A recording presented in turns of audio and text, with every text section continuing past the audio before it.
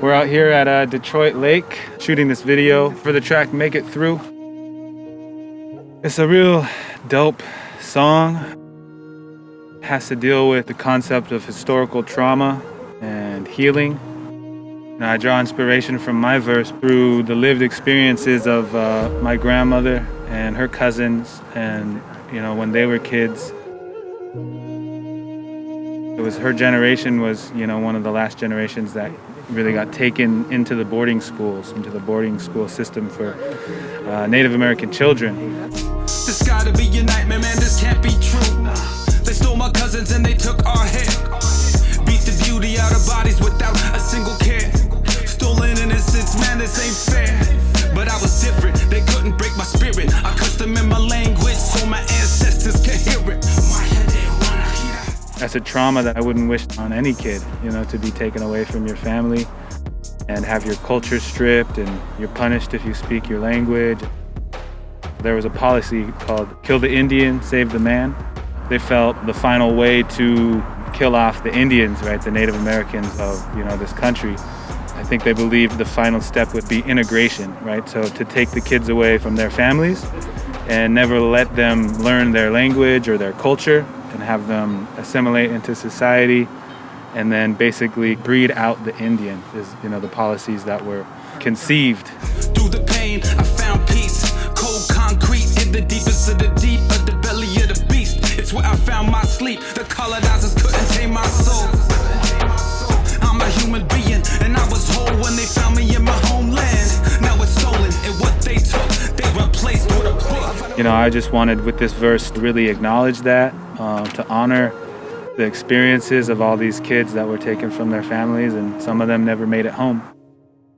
It was a tough one to write and it's a tough one to perform, but I wanted to honor up those kids in that way.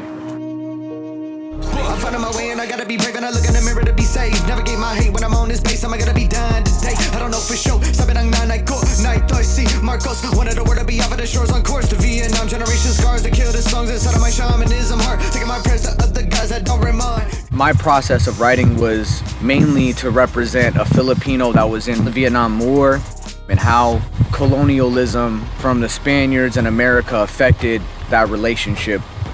That's why I said, na ito'y si Marcos. I'm saying that Marcos, the president there, was a dictator.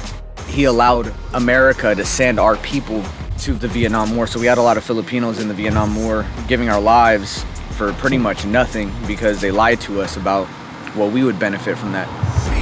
Ang mga Kastila, sinapukin na kuning ang aming kultura. Wala ka sa aming damura. Kami sa labingan mo. May tattoo pa rin ako, they don't know. What that means is the Spaniards took our culture and we're not gonna give up. We're still retaining our culture by keeping our tattoos. We tatted each other up with symbols that represented our culture, our honor, strength, our connection to spirituality, our relationship with the land. When the Spaniards came, they gave us religion, and with religion came a way to conquer a people and make us forget our traditions. And when you make a people forget their traditions, it's easy to control them. But we still here, and we making it through, and Filipino people are very strong.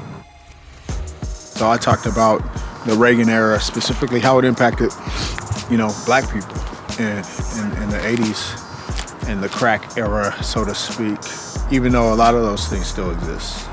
The Reagan era, the way they portrayed us explains the images your imagination conveys. The banging in the gangs, Rodney King and the riots in LA.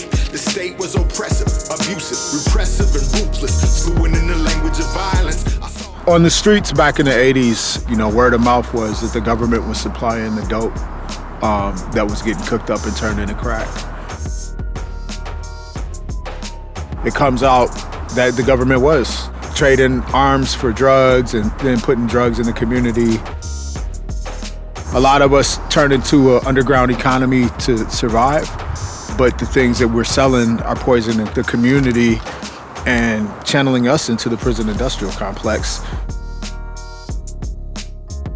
And then the levels of violence that were the result of that was pretty consequential. Growing up to know enough, the way death kept showing up, throwing us away. No one gets to stay beyond the legacy. Police blowing us away every day. That's a heavy price to pay. Black Lives Matter is a current expression of the need for police accountability and a demand for the end to police violence. Every life they take, something's gotta give, something's gotta break for creation's sake. I pray. Growing up with no role models, the only motive we know is be down to ride full throttle. Memories of my tribe getting high rolling. A year later, just like the big homie, I'm overdosing. Not the death, but the psychosis. Feel the weight of these demons on my soul is too heavy to hold on. I'm hopeless.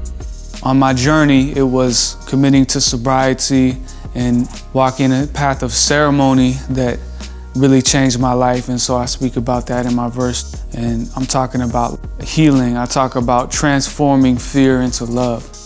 I believe it's very important to do our best to not continue the cycles of trauma being passed on through the family lineage. In my verse, it goes through the generations, going back to the Hungarian people and the Mongolian people before these people were colonized. That's making that connection to those people way back there. It goes back to like an indigenous way of life. Used to look up to the dealers, now I'm looking up to healers. And look into my shadow where the fear is transformed to love. Till there's nothing left and I'm fearless. Shedding blood, praise the great spirit. Ceremony of life in service to creation. Do we hear the call of Mother Earth in 7 generations? That's an expression of that way of life that we can all connect with within ourselves. And I believe that's very important at this time for us to move forward as humanity, to remember what it means to be a human being. And a part of that is all of us living as equals, as represented in the medicine wheel, to remember that we're in this together, like we're all one part of the whole. And we're moving forward, we can co-create a better world for future generations.